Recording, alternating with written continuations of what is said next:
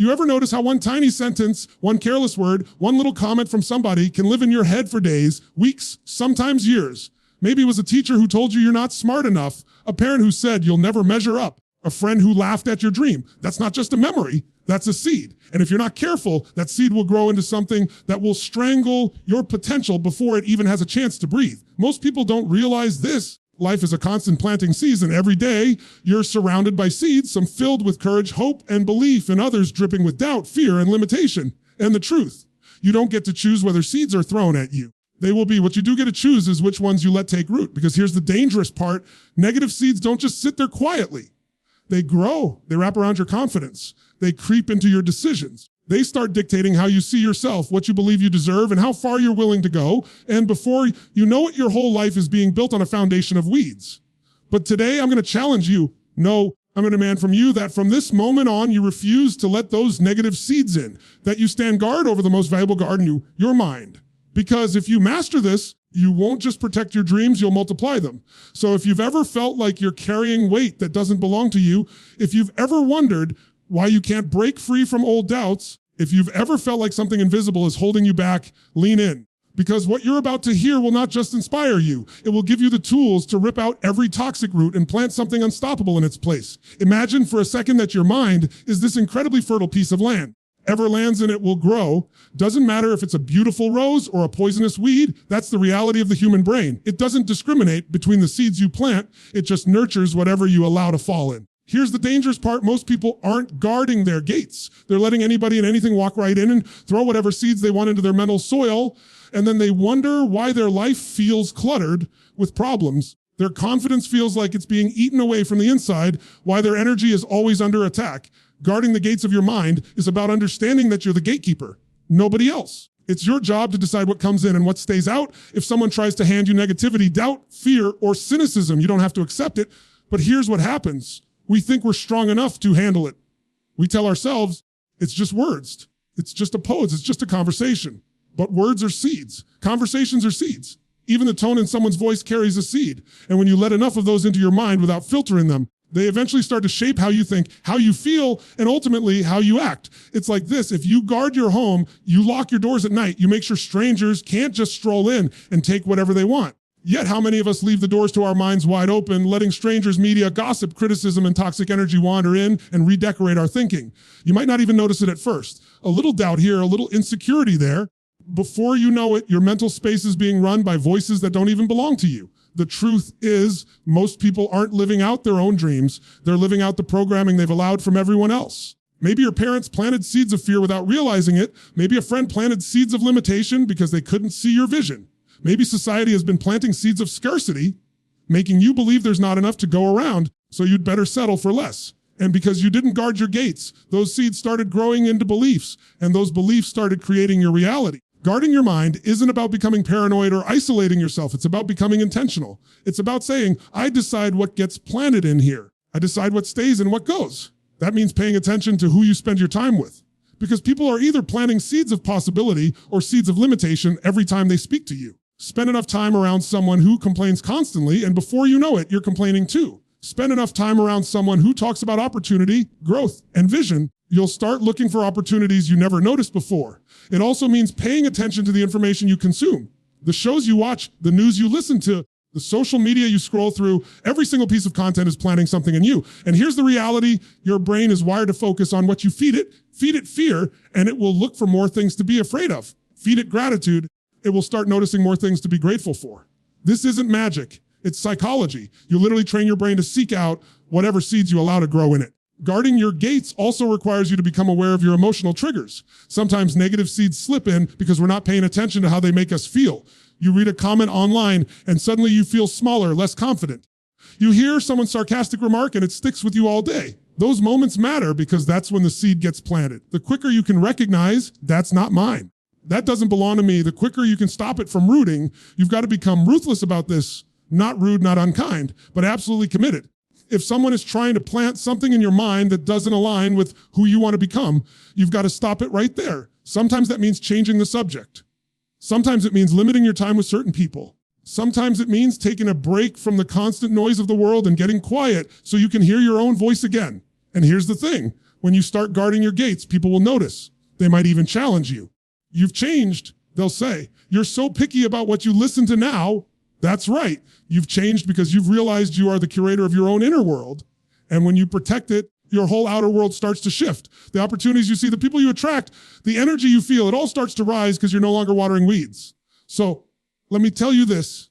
You don't need permission to guard your gates. You don't need anyone to approve of it.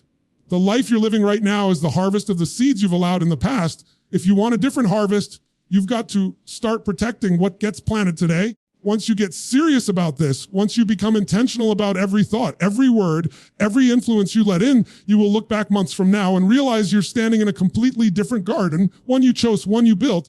You protect it with everything you've got. That's when you'll understand this isn't just about keeping negative seeds out. It's about making room for the extraordinary seeds that will take you exactly where you're meant to go. If you've ever wondered why some days you feel unstoppable and other days you feel like you're dragging 100 pounds behind you, I can promise you your environment had something to do with it. And I'm not just talking about the room you're in or the city you live in. I'm talking about the people you surround yourself with, the energy you absorb, the atmosphere you operate in every single day. Because whether you realize it or not, your environment is a constant gardener in your life. It's planting seeds in you all the time. Some are seeds of belief, confidence, and drive. Others are seeds of fear, limitation, and resignation. And here's the truth. If you don't become intentional about who and what you allow into your environment, you are leaving your mind and your future completely unprotected. Think about this. If you take the healthiest seed in the world and put it in poisoned soil, it won't grow. It doesn't matter how much potential it has inside it. The environment will kill it. The same is true for you.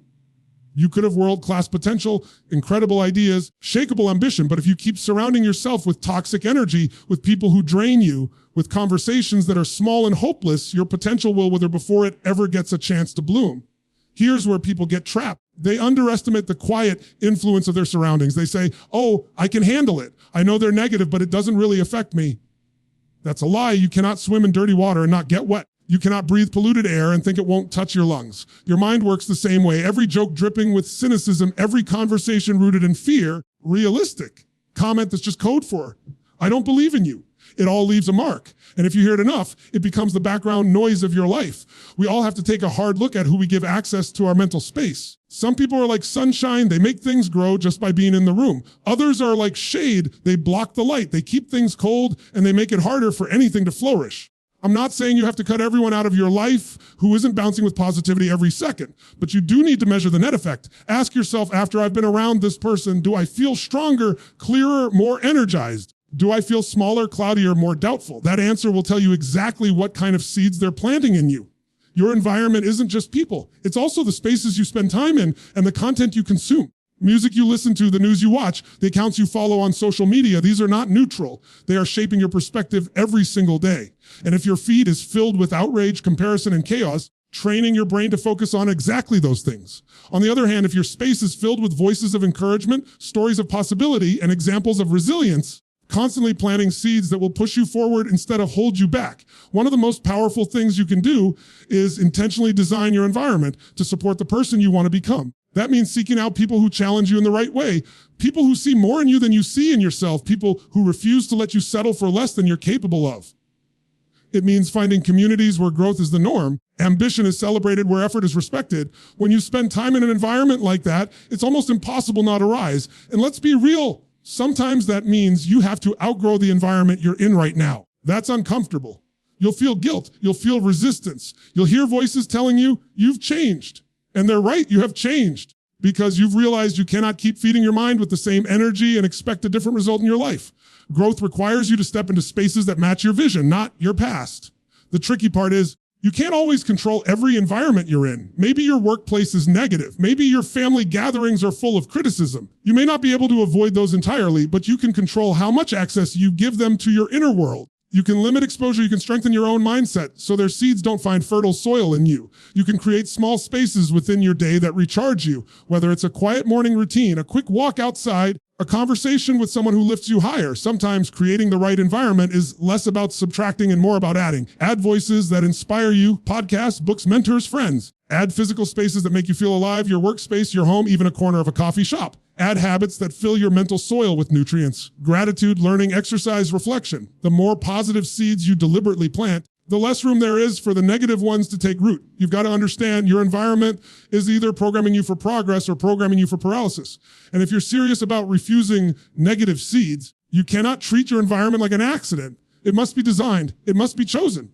It must be aligned with the life you're building. And when you do this, when you truly curate your surroundings, you'll notice something incredible. You'll think clearer. You'll act bolder. You'll start making decisions that match your potential, not your fears. You'll look back one day and realize that the person you become didn't just happen because you worked hard.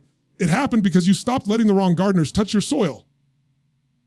Because the truth is simple. You will rise or fall to the level of the environment you allow yourself to live in. If we're talking about refusing negative seeds, we can't just talk about what other people plant. We have to talk about the seeds you plant yourself. And let me tell you, most dangerous, most consistent, and most influential voice you'll ever hear in your life isn't your boss, your spouse, your parents, or your friends. It's the voice in your own head. That voice is on the job 24/7. It never takes a break, never clocks out, it never goes on vacation. And here's the scary part. It's been shaping your life since you were a child. Every single day, it's either planting seeds that empower you or seeds that sabotage you. Most people don't even realize how much power their internal dialogue has. You think you're just thinking, but in reality, you're programming your brain. You're giving it instructions about what's possible for you, what you're worth, far you can go. If that internal voice is constantly planting seeds of doubt, I'm not good enough, I always mess this up, people like me don't succeed, then you're literally building a garden of limitation inside your own mind. You're doing the enemy's job for them without even realizing it. You've got to understand something. Your brain believes whatever you tell it the most. It doesn't stop to question if it's true. It takes your repeated thoughts as commands. That's why people can live their entire lives under ceilings that were never actually real. Just imagine limits reinforced over and over until they became reality. You could have all the talent, skill, and potential in the world. If the seed you keep watering inside is, I can't, then you'll live as if you can't, even when you can. Think about it this way. Your mind is like an echo chamber. Whatever you say inside it bounces back at you louder and stronger over time. That's why you've got to get intentional with the way you talk to yourself. I'm not talking about fake positivity or pretending everything is fine when it's not. I'm talking about refusing to give oxygen to the thoughts that choke your progress. I'm talking about cutting off the negative narrative before it has a chance to grow roots. It starts with awareness. How often do you catch yourself saying things internally that you would never say to someone you love? You wouldn't look your child, your best friend, or your partner in the eyes and say, you're worthless, you'll never figure this out, you always fail. Yet you say things like that to yourself without thinking twice. And every time you do, that's a seed going into the soil. It may feel harmless in the moment, but trust me, those seeds grow. They change your posture, your tone, your energy. They shape the way you walk into a room, the way you tackle a challenge, and the way you recover from setbacks. We can't always control the thoughts that pop into our minds, but we can control whether we give them a home. A thought is just a passing breeze until you grab it, hold on to it, and keep repeating it. That's when it becomes a planted seed. If you want to change your life, you've got to start rejecting the wrong seeds before they have a chance to take root. That means catching yourself mid-thought and flipping the script. You can feel insecure without telling yourself you're not enough. You can acknowledge a challenge without declaring that you can't overcome it. One of the most powerful shifts you can make is to replace automatic self-criticism with automatic self-coaching.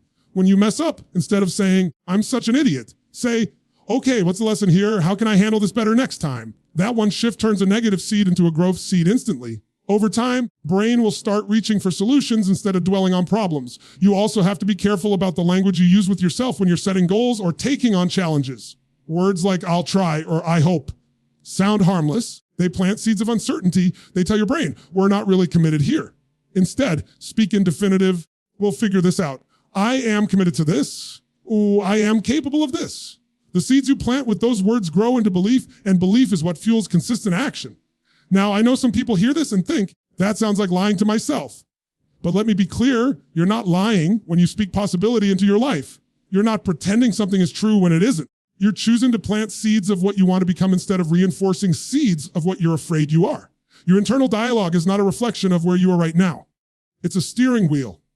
It determines where you're going next. The key is consistency. You can't plant a positive seed once and expect it to overtake years of negative planting. You've been telling yourself certain stories for decades. Of course, it will take time to rewrite them. But the more you catch yourself, the more you redirect your thoughts, the more you speak in alignment with your potential instead of your fear, the more your mental garden will start to transform. And once you start seeing even the smallest results from that shift, It becomes addictive in the best way. You'll begin to realize that the person you thought you were was just the product of years of unguarded, unchecked planning. You've got to remember your inner voice is the most influential gardener in your life. If you let it run wild, it will plant weeds without hesitation. But if you train it, if you make it intentional, if you direct it to focus on seeds of courage, determination, and worthiness, you will look up one day and realize you're walking through a mental landscape filled with strength, clarity, and possibility. And that's when you'll understand your internal dialogue isn't just background noise. It's the architect of your destiny. The biggest mistakes people make is believing that refusing negative seeds means they'll somehow live a life where no one throws them their way. That's not how life works. People will criticize you. They'll misunderstand you. They'll judge you. They'll gossip about you. And sometimes it will hurt, not because you believe what they're saying, but because you didn't expect it from that person. Sometimes it's a stranger. Sometimes it's someone you've loved for years. Here's what you have to realize: criticism is inevitable. What matters is whether you let it grow inside you or you turn it into something that actually feeds you. You can't stop others from throwing seeds at you. You have complete control over whether you plant them. Most people don't think about it that way. They think if someone says it and it bothers me, it's in me now.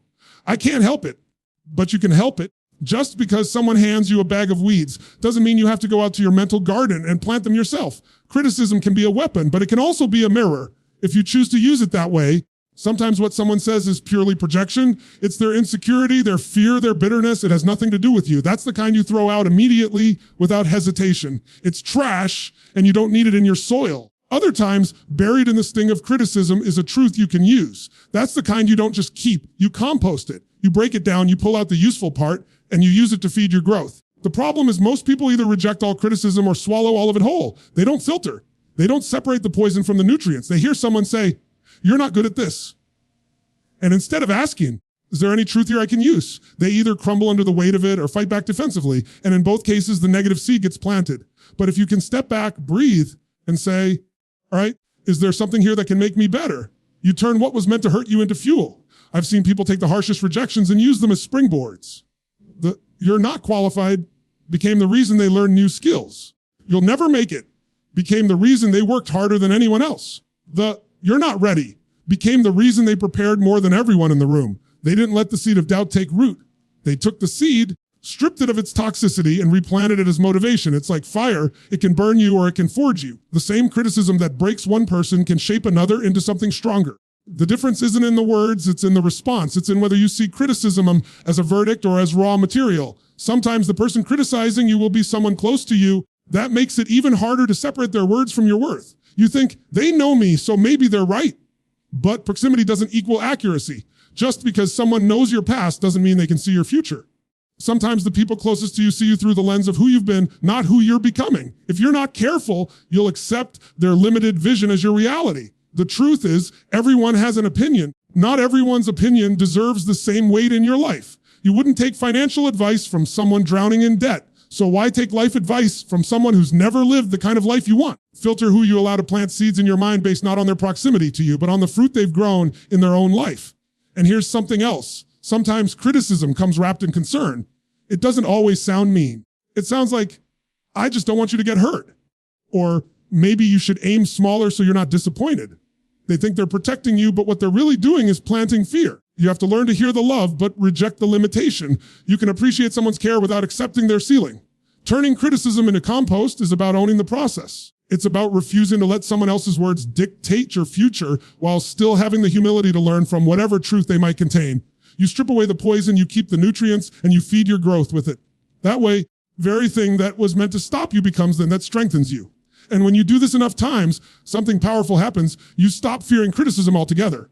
You stop walking on eggshells trying to please everyone because you know that no matter what gets thrown at you, you'll either toss it aside or use it to get better. That kind of confidence is unshakable. It's the confidence of someone who knows that their mental garden is so well tended. Stray seed can take root unless they allow it.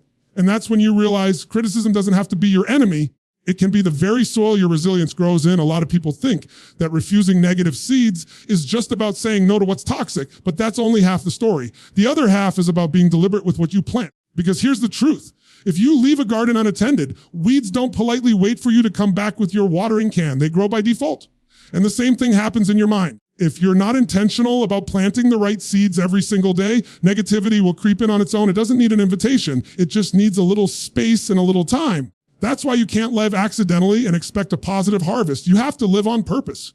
You have to be the one putting seeds of possibility, strength, vision, and resilience into your mental soil every single day. I'm not talking about once a week when you're feeling inspired. I'm talking about building it into your lifestyle, because life isn't a one-time planning season. It's constant. Every conversation you have, every piece of information you consume, every thought you choose to dwell on is either planting or watering something. Too many people spend their days reacting to whatever comes their way. They wake up and immediately scroll through their phone, letting the world's chaos plant seeds before they've even had a chance to set their own intention. By the time they've had their first cup of coffee, they've already let in a dozen weeds without even noticing. And then they wonder why their mind feels cluttered, why their motivation feels weak, why their goals feel further away. But the people who grow something extraordinary in their lives aren't just lucky, they're strategic. They plant intentionally. They choose what they feed their mind before the day starts feeding it for them. That could be reading something that lifts your thinking. It could be listening to a voice that challenges you to rise higher. It could be writing down your goals so you're reminded of where you're going. These aren't small acts. They're the daily planting that determines the entire shape of your future. Planning intentionally also means surrounding yourself with people who are planning alongside you. If you're the only one in your circle speaking life, speaking vision, speaking faith, then it's going to feel like you're trying to grow a garden in the middle of a desert. But if you're around others who are also watering their dreams, also protecting their minds, also refusing negative seeds, your combined energy creates an atmosphere where growth is inevitable. Here's something most people miss. When you plant intentionally, you're not just planting for now, you're planting for later. Seeds don't grow overnight. You can't put something in the ground today and expect a harvest tomorrow. And that's where a lot of people lose patience. They plant a few seeds of positivity and then wonder why they're still facing the same challenges. Planting isn't about instant results. It's about consistent effort over time. It's about trusting that what you put in the ground today will eventually break through if you keep watering it. That's why you can't afford to skip days. If you stop planting and watering the right seeds, weeds will take over again. That's just how it works. You might not see it right away, but give it enough time and the negativity will be obvious in your mood, in your relationships, in your decisions. The worst part, you'll start to think that's just whole life is. It's not. It's just the harvest of what's been planted, consciously or unconsciously. Intentional planting also means you have to be very clear about what kind of harvest you want. If you don't know where you're going, you can't know what to plant. If you want confidence, you have to plant courage every day. If you want financial freedom, you have to plant discipline and smart decisions. If you want healthy relationships, you have to plant respect, love, and boundaries. You can't plant laziness and expect success. You can't plant fear and expect freedom. Your harvest will always match your seeds. There's also something powerful about planting seeds, even when you don't feel like it. There will be days when your energy is low, when doubt creeps in, when nothing seems to be working. Those are the days that matter most. Because planning when it's easy is just maintenance. Planning when it's hard is transformation. Every time you choose to feed your mind something uplifting instead of giving into the noise, you're building a habit that will protect you when life really tests you. And make no mistake, life will test you. Storms will come. The winds will try to tear up what you've built. But if your roots are deep, if you've planted daily and consistently, the storms won't destroy you. They'll strengthen you. You'll bend, but you won't break. And you'll realize that all those small, intentional choices weren't just about growing something beautiful. They were about building something unshakable. The truth is, your life right now is already the result of seeds planted in the past. Some by you, some by others. But your future, that's still in your hands. You get to decide, starting today, whether the seeds you plant will be weeds or flowers, limitation or possibility, fear or courage. And if you make that choice deliberately every single day, there will come a time when you look at your life and see a garden so rich, so full, so alive, that you'll know without a doubt it didn't happen by accident. It happened because you planted it that way. It's one thing to protect your mind in the beginning, to be careful about what seeds you let in. The real challenge is staying vigilant once things start growing. Because here's the reality, just because you've planted the right seeds and nurtured them doesn't mean weeds won't try to sneak in later.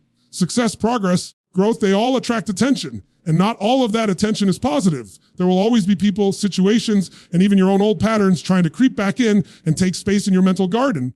You're not actively protecting what you've built. You can lose it without even realizing it's happening. Think about it like this. You don't stop locking your doors just because you bought a better house. You don't stop changing the oil just because your car is running smoothly. You maintain it. You keep it protected because you value it. The same principle applies to your mindset. The more you grow, the more you need to guard it, because now you have something worth protecting. The truth is, weeds are relentless. They don't care how much effort you've put in. They don't care how beautiful your garden looks. They'll try to creep in slowly, unnoticed, until one day you realize your focus isn't as sharp, your confidence isn't as strong, your energy isn't as high. And you can trace it all back to small moments where you let your guard down, where you allowed the wrong conversation, the wrong influence, or the wrong thought to linger a little too long. Protecting your harvest means having ongoing awareness. It means regularly checking in with yourself and asking, what's been growing in my mind lately? These thoughts aligned with where I want to go. Are these people helping me nurture my vision or pulling me away from it?